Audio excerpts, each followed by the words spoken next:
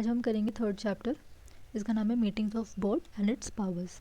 इस चैप्टर में मेनली हमें कहाँ पे ध्यान देना है, जितने भी न्यूमेरिकल रिक्वायरमेंट्स है वो एक्जैक्टली हमें याद होनी चाहिए। जैसे कि अगर कोई मीटिंग है तो उसका 120 डेज़ का गैप होता है, किसी में 90 डेज़ का होता है, कोरम किस टाइप की मीटिंग के लिए कितनी होती है, ठीक है, नोटिस पीरियड 7 डेज़ का होता है, ऐसे सारी चीज़ें, ठीक है। तो पहले थोड़ा सा इंट्रोडक्शन दे देती हूँ थोड़ा सा मैं। अब कोई भी कंपनी है उसमें मीटिंग्स कितनी होनी चाहिए, 4 मीटिंग्स होनी चाहिए एक कैलेंडर ईयर में। कैलेंडर ईयर मतलब जनवरी से दिसंबर तक का। एंड कंपनी की जो भी फर्स्ट मीटिंग होती है वो विद इन 30 डेज़ हो जानी चाहिए फ्रॉम डेट ऑफ इनकॉर्पोरेशन। ये सबसे ज़्यादा इंपॉर्टेंट है। देखो विद इन 30 डेज़ है। फॉर एग्जांपल अगर 1 अप्रैल को कंपनी इनकॉर्पोरेट हुई है तो उसके 30 डेज़ कब तक हो जाएंगे, 30 अप्रैल के बाद अगर वो कोई भी मीटिंग करते हैं तो वो इनवैलिड मानी जाएगी या गलत मानी जाएगी, ठीक है। तो 30 April with the 30th day, 31st day नहीं हो सकता, ठीक है। देन कोई भी 2 मीटिंग हो रही है कंपनी में तो 120 डेज से ज़्यादा का गैप नहीं होना चाहिए। और कॉरम कितनी होनी चाहिए कंपनी में, कि कितने बंदे होने चाहिए हमारी मीटिंग में, कम से कम 1/3 होनी चाहिए एटलीस्ट टोटल बंदों के, ठीक है। 1/3 ऐसे याद रख लो कि जैसे स्कूल में 33% नंबर चाहिए होते थे पास होने के लिए, ऐसे कम से कम 33 लोग चाहिए हमें कॉरम बनाने के लिए। या फिर 2 डायरेक्टर्स तो कम से कम होने चाहिए, विच एवर इज़ हायर, क्योंकि 2 से कम तो मीटिंग वैसे भी नहीं कर सकते, ठीक है। जो भी इन दोनों में से ज़्यादा होगा तो उसको हम कॉरम मान लेंगे, एंड जो भी फ्रैक्शन आएगा उसको 1 मानेंगे। जैसे फॉर एग्जांपल अगर किसी कंपनी में टोटल डायरेक्टर्स जो 10 हैं तो हम उसका कॉरम कैसे निकालेंगे, 10 मल्टीप्लाई बाय 1/3 करेंगे तो ये आएगा हमारा 3.33। तो 0.33% कहाँ से लेके आओगे, तो इसको राउंड ऑफ कर देंगे हम 4 से, ठीक है। हमेशा अपर राउंड ऑफ करते हैं कॉरम के लिए। तो कॉरम में 1/3 लोग होने चाहिए या फिर 2 directors at least, whichever is higher. अब क्वेश्चन है कि क्या कोई भी अगर बंदा चाहे तो क्या वीडियो कॉन्फ्रेंसिंग से ज्वाइन कर सकता है मीटिंग। ऑब्वियसली अब टेक्नोलॉजी का ज़माना तो ये सब भी है हमारे पास, कि अगर वो वीडियो कॉल से भी ज्वाइन करना चाहता है मीटिंग कहीं भी तो वो कर सकता है, प्रोवाइडेड दैट कि वो मीटिंग रिकॉर्ड हो रही हो, अच्छे से ऑडिबल हो रहा है उसकी आवाज़, और हम ईजिली आइडेंटिफाई कर पा रहे हैं कि किस बंदे ने ज्वाइन किया है। नेक्स्ट, अब सेक्शन 8 कंपनीज और कुछ कंपनीज है जैसे स्मॉल कंपनी, इनके लिए कुछ स्पेशल प्रोविजंस है। सेक्शन 8 कंपनी के लिए कॉरम का अगर देखें हम तो सिर्फ 25% चाहिए। नॉर्मल कंपनी में 1/3 होता है और सेक्शन 8 कंपनी में 1/4 होना चाहिए कॉरम, और 8 मेंबर्स, ठीक है, 1/4 मेंबर्स और 8 members which ever is less. This is for section 8 company. अब सेक्शन 8 कंपनी की मीटिंग्स कब कब होनी चाहिए, वैसे तो बोलते हैं कि हर 6 महीने में 1 मीटिंग होती है, ठीक है। देखा जाए तो 1 साल में 2 मीटिंग्स करनी है हमने, ठीक है। और ये भी एप्लीकेबल तब है जब कोई भी सेक्शन 8 कंपनी कोई भी फाइलिंग ऑफ फाइनेंशियल स्टेटमेंट या एनुअल रिटर्न्स में डिफ़ॉल्ट नहीं करेगी, तभी होगा ये, ठीक है। हर 6 महीने में 1 मीटिंग होनी चाहिए सेक्शन 8 कंपनी की। अब बात करते हैं स्मॉल कंपनी, डोरमेंट कंपनी या फिर कोई स्टार्टअप प्राइवेट कंपनी है, तो इस केस में क्या होगा, उनकी मीटिंग हर ईच हाफ ईयर में 1 मीटिंग होनी चाहिए। देखा जाए तो सेम ही बात बोल रहे हैं कि हाफ ईयर में 1 मीटिंग होनी चाहिए, अगेन 6 महीने में 1 मीटिंग हो जानी चाहिए। लेकिन इसमें क्या बोला है कि मिनिमम गैप 90 डेज़ का होना चाहिए, ठीक है, मिनिमम बोल रहे हैं, ठीक है। 90 डेज़ के अंदर अंदर हम एक और मीटिंग नहीं कर सकते हैं, ठीक है। और अब एक और बात आती है कि अगर मान लो कोई मीटिंग में इंटरेस्टेड डायरेक्टर्स हैं तो कोरम क्या होगा। अब क्वेश्चन है कि इंटरेस्टेड डायरेक्टर्स होते कौन है। इंटरेस्टेड डायरेक्टर्स वो होते हैं जिनका कंपनी में 2% से ज़्यादा पेड अप शेयर कैपिटल होता है। ये ध्यान रखना, मोर देन है, इसमें इक्वल का साइन नहीं है। अगर किसी का 2% शेयर है तो वो इंटरेस्टेड नहीं माना जाएगा, ठीक है। मोर देन इक्वल्स टू 2% नहीं लिखा है, वो मोर देन 2 लिखा है, 2 से ज़्यादा होगा तभी वो इंटरेस्टेड माना जाएगा, इंटरेस्टेड डायरेक्टर, ठीक है। अब इंटरेस्टेड डायरेक्टर का प्रोविज़न क्या बोलता है कि अगर कोई भी इंटरेस्टेड डायरेक्टर है, पहली बात तो उसको डिस्क्लोजर देना पड़ेगा, ठीक है। एंड सेकेंड चीज़, वो पब्लिक कंपनी में तो बिल्कुल भी पार्टिसिपेट कर ही नहीं सकता मीटिंग में। कोई पब्लिक कंपनी है तो उसमें इंटरेस्टेड डायरेक्टर्स पार्टिसिपेट नहीं कर सकते मीटिंग में। लेकिन प्राइवेट कंपनी के केस में वो अलाउ हो जाते हैं पार्टिसिपेट करने के लिए, लेकिन उनको डिस्क्लोजर देना पड़ेगा कि देखो मैं इंटरेस्टेड डायरेक्टर हूँ कंपनी का, लेकिन मैं प्राइवेट कंपनी की जो भी बोर्ड मीटिंग है उसमें अलाउड हूँ, ठीक है। तो अब ऐसी अगर कोई मीटिंग करे तो उसका कॉरम क्या होगा, उस कंपनी का कॉरम ऐसा होगा कि जितने भी इंटरेस्टेड डायरेक्टर्स हैं, ठीक है, अगर वो 2/3 और मोर है, ठीक है, तो उसमें नॉन इंटरेस्टेड डायरेक्टर्स को हम देखते हैं फर्स्ट क्वेश्चन क्या है। लो, फर्स्ट क्वेश्चन ही इंटरेस्टेड डायरेक्टर्स का है। What is the quorum required for board meeting where the number of interested directors is 2/3 और more of the total strength. तो उसमें quorum किसको बिठाएंगे हम quorum लेंगे किसका, हम लोग 2/3 लेते हैं नॉन इंटरेस्टेड डायरेक्टर्स का, ठीक है, but which shall not be less than 2, 2 बंदों से तो कम बिल्कुल भी नहीं होना चाहिए, ठीक है। Second, when are related party is not precluded from voting on a resolution to approve a related party transaction, कि कब रिलेटेड पार्टीज़ को हम एक्सक्लूड नहीं कर सकते। नॉर्मली रिलेटेड पार्टीज़ को हम लोग मीटिंग में नहीं लेते हैं, क्योंकि नहीं तो फिर जजमेंट थोड़ा सा या मीटिंग बायस्ड हो जाती है। लेकिन अगर 90% से ज़्यादा बंदे ही मेंबर्स जो है सारे रिलेटेड पार्टी ही हैं, तो हम लोग उनको नहीं निकाल सकते वोटिंग से, ठीक है। मतलब हो सकता है ना घर वालों की सब ये मिली जुली कंपनी बनाई हो। What resolution is required for a company to approve loans और इन्वेस्टमेंट। जब भी कोई लोन और इन्वेस्टमेंट के लिए कोई भी रेजोल्यूशन पास करना होता है तो उस रेजोल्यूशन का नाम होता है यूनानिमस रेजोल्यूशन। ये चीज़ याद रखना, क्वेश्चन आता है इसके ऊपर। यूनानिमस रेजोल्यूशन पास करते हैं कोई भी लोन या इन्वेस्टमेंट को अप्रूव करने के लिए।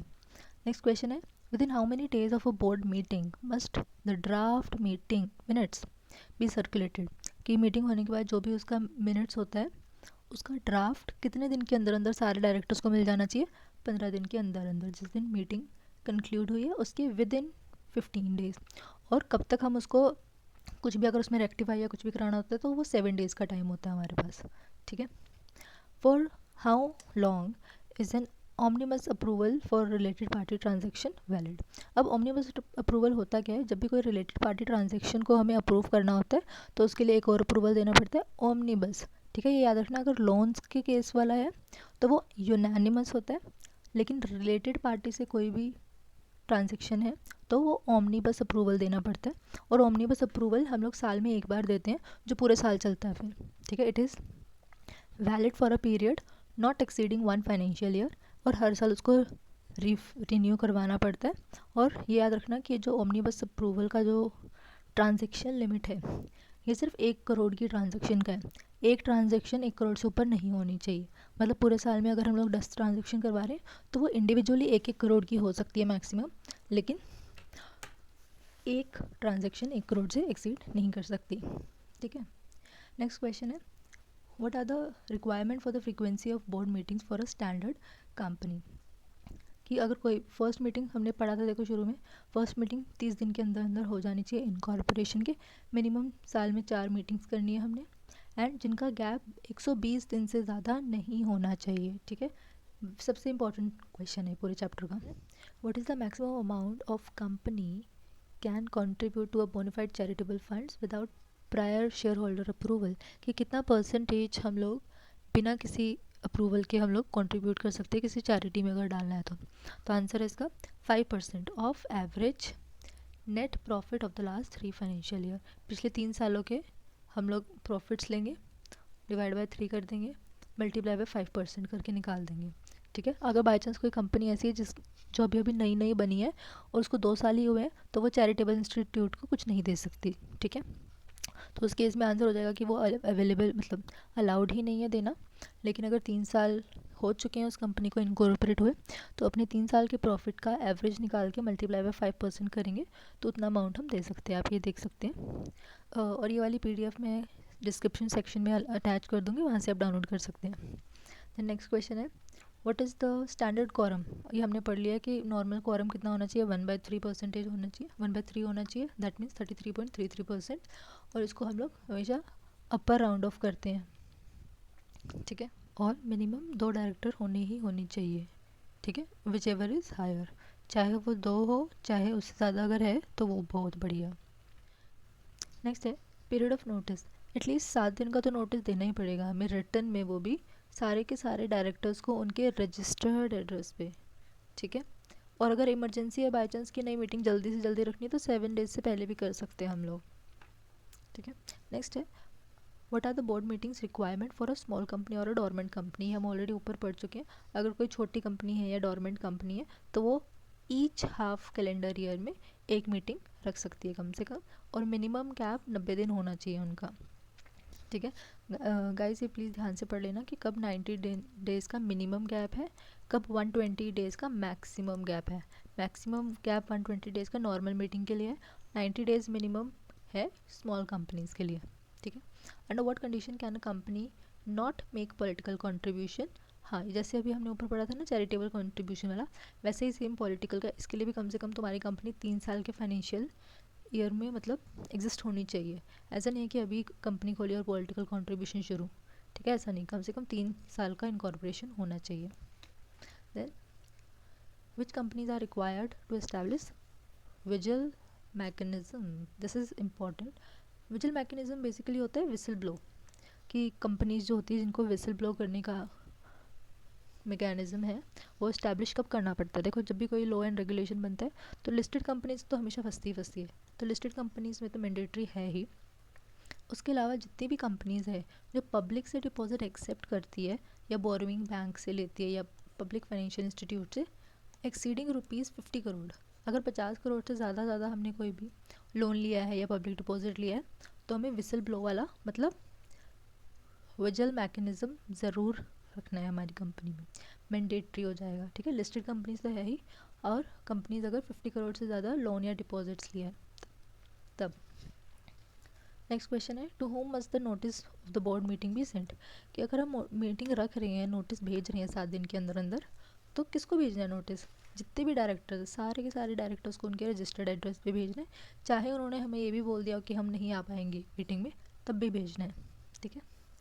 नेक्स्ट क्वेश्चन है, for how long must directors notice of disclosure of interest be preserved. अगर कोई डायरेक्टर अपना इंटरेस्ट डिस्क्लोज कर रहा है, हमने पढ़ा था ना इंटरेस्टेड डायरेक्टर मतलब जिनके more than 2% paid up share capital होता है, उनको अपना इंटरेस्ट डिस्क्लोज करना पड़ता है, ठीक है। तो वो कितने साल तक कंपनी को रखना पड़ेगा प्रिजर्व? तो आंसर है 8 ईयर्स तक, ठीक है। नेक्स्ट क्वेश्चन है, what is the minimum notice period for calling a board meeting. Minimum जैसे हमने बोला था 7 दिन होता है, लेकिन 7 दिन से पहले भी कर सकते हैं अगर इमरजेंसी का कोई केस है। Could be called at a shorter notice, अगर कोई अर्जेंट बिजनेस करना है। लेकिन उस शॉर्ट मीटिंग में भी ऐसा नहीं है कि हम एक ही बंदा है या 2 बंदे हैं बिठा के हमने अकेले ही मीटिंग कर ली, नहीं, कम से कम एक, मिनिमम एक इंडिपेंडेंट डायरेक्टर तो होना ही चाहिए भाई, ठीक है। ऐसे नहीं कि 2 जने तुमने फटाफट मीटिंग करी और कोई भी बंदे आए 2 जने और मीटिंग कर ली, नहीं, एक इंडिपेंडेंट डायरेक्टर होना कंपलसरी है, ठीक है। How many directors are required to demand that a resolution proposed to be passed by circulation be decided at a board meeting. अब देखो गाइस, एक है ना रेजोल्यूशन, आरबीसी होता है, आरबीसी मतलब resolution of passed by circulation, ठीक है, resolution passed by circulation.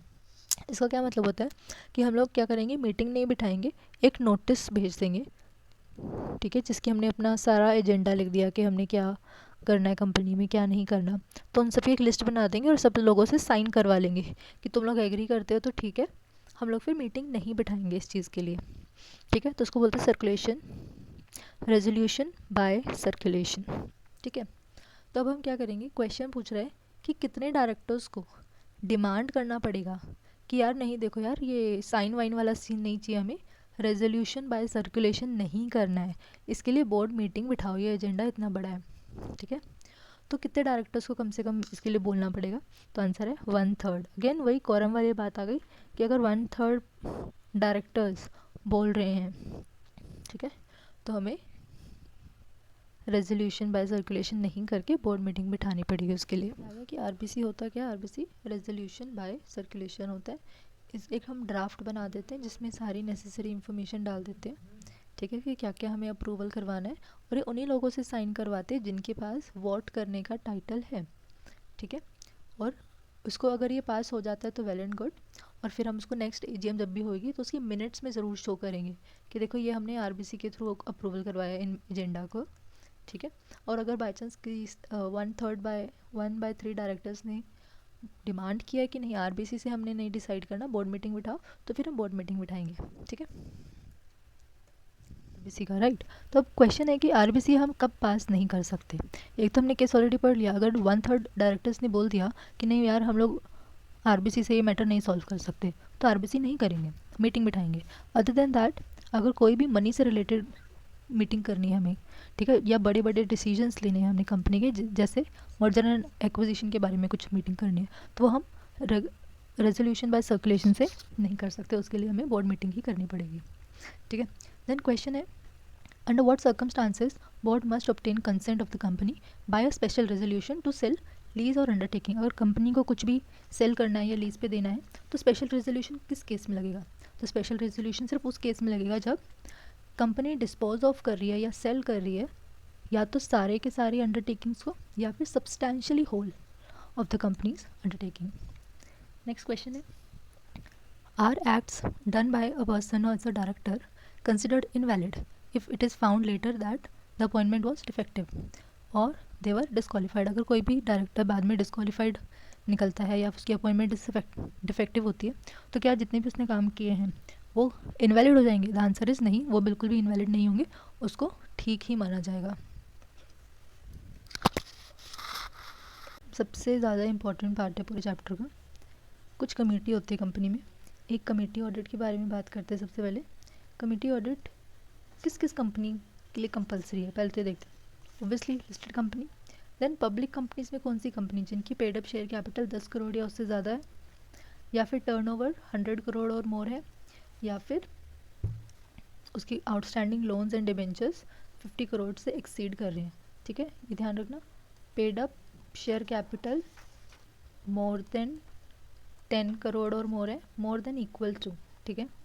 Turnover भी more than equal to 100 crore है, लेकिन जो भी आउटस्टैंडिंग डेट है या लोन्स है वो सिर्फ 50 करोड़ का है, एक्सीड कर रहा है, इक्वल्स टू नहीं है यहाँ पे, ठीक है। ये क्वेश्चन कंफ्यूज करने के लिए दे देता है यहाँ पे। अब एक ऑडिट कमेटी में कितने डायरेक्टर्स होते हैं? मिनिमम 3 डायरेक्टर्स होते हैं इसमें, जिनमें से मेजॉरिटी इंडिपेंडेंट डायरेक्टर होने चाहिए, ठीक है। Majority of members must be ability, और मोस्टली जितने भी मेंबर्स हैं इस टीम में, ऑडिट कमेटी में, तो उनको फाइनेंशियल स्टेटमेंट्स पढ़ने और समझने आने चाहिए, ठीक है। फिर एक इस कमेटी में चेयरपर्सन होता है इस कमेटी का, ठीक है, उसको भी सेम चीज़ कि फाइनेंशियल स्टेटमेंट्स की जानकारी तो होनी चाहिए ना, तभी बनाएंगे चेयरमैन। और ऑडिट कमेटी की अगर कोई मीटिंग है तो कितनी बार होनी चाहिए साल में? ये बिल्कुल नॉर्मल मीटिंग वाला केस है कि साल में 4 बार मीटिंग होनी चाहिए, और मीटिंग्स का ड्यूरेशन का जो इंटरवल है 120 डेज़ को एक्सीड नहीं करना चाहिए बिटवीन 2 मीटिंग्स, ठीक है। नेक्स्ट आती है हमारी नॉमिनेशन एंड रेम्यूनरेशन कमेटी, हमारी सैलरी वगैरह से रिलेटेड जो भी अगर बातचीत होनी है तो ये सबसे पहले देखो ये एक बारी होती है साल में, ठीक है। और इसका क्राइटेरिया मैंडेटरी कब है? सेम एज अबव, जितनी अभी हमने ऊपर की थी सारी लिस्टेड कंपनीज पे लगता है। एंड पब्लिक कंपनी पे कौन कौन सी? Paid up share capital more than 10 crore, more than equals to 10 crore, turnover more than equals to 100 crore, और आउटस्टैंडिंग लोन या डेट मोर देन 50 करोड़, ठीक है। देन इसमें तीन या मोर नॉन एग्जीक्यूटिव डायरेक्टर्स होने चाहिए, नॉन एग्जीक्यूटिव डायरेक्टर, ठीक है। एंड कम से कम 50%, 1/2 shall be the independent director. Audit committee में हमने क्या देखा था? मेजॉरिटी होनी चाहिए इंडिपेंडेंट डायरेक्टर्स की, राइट। एंड इसमें क्या है? 1/2 shall be the independent directors. Then again इसमें जो चेयरपर्सन है कंपनी का, वो क्या होना चाहिए? या तो एग्जीक्यूटिव या नॉन एग्जीक्यूटिव होना चाहिए, ठीक है। And he shall not chair the nomination and remuneration committee. Then next है स्टेक होल्डर रिलेशनशिप कमेटी। अब ये स्टेक होल्डर्स की कमेटी संभालते सारे, अभी कौन सी कंपनी में होता है? उस कंपनी में जिसके शेयर होल्डर्स 1000 या ज़्यादा है उससे, या 1000 या ज़्यादा उससे डिवेंचर होल्डर है या डिपॉजिट होल्डर्स, मतलब सबको मिला के 1000 बंदे तो कम से कम होने चाहिए, तभी हम ये रिलेशनशिप कमेटी रखेंगे कंपनी में। कौन हेड करता है? चेयरमैन हेड करता है, और चेयरमैन क्या होना चाहिए? नॉन एग्जीक्यूटिव डायरेक्टर्स होना चाहिए। इसके ऊपर क्वेश्चन आ जाता है कि स्टेक होल्डर रिलेशनशिप कमेटी का जो चेयरमैन होता है वो कौन सा डायरेक्टर होता है? एग्जीक्यूटिव या नॉन एग्जीक्यूटिव? तो आंसर होगा नॉन एग्जीक्यूटिव, ठीक है। नेक्स्ट है ये मीटिंग कितनी बार होनी चाहिए साल में? 2 बार होनी चाहिए। Shall be headed by chairperson जो कि नॉन एग्जीक्यूटिव डायरेक्टर है, ठीक है। तो हमने 3 कमेटी के बारे में पढ़ा था, ऑडिट कमेटी, रेम्यूनरेशन कमेटी और स्टेक होल्डर रिलेशनशिप कमेटी, ठीक है। इसकी मीटिंग याद रखना, कौन सा मैंडेटरी कब है, कितने चेयरमैन होते हैं, इंडिपेंडेंट डायरेक्टर्स का क्या क्राइटेरिया और कितनी बार होती है मीटिंग। ऑडिट कमेटी 4 बार ज़रूरी है जिसमें 120 डेज़ का गैप है। रेम्यूनरेशन कमेटी 1 बार बहुत है। रिलेशनशिप कमेटी 2 बार साल में मीटिंग करती है, I think that's it for the video. Thank you for watching the video and ये नोट्स सारे डिस्क्रिप्शन बॉक्स में मिल जाएंगे. Thank you for watching. Bye.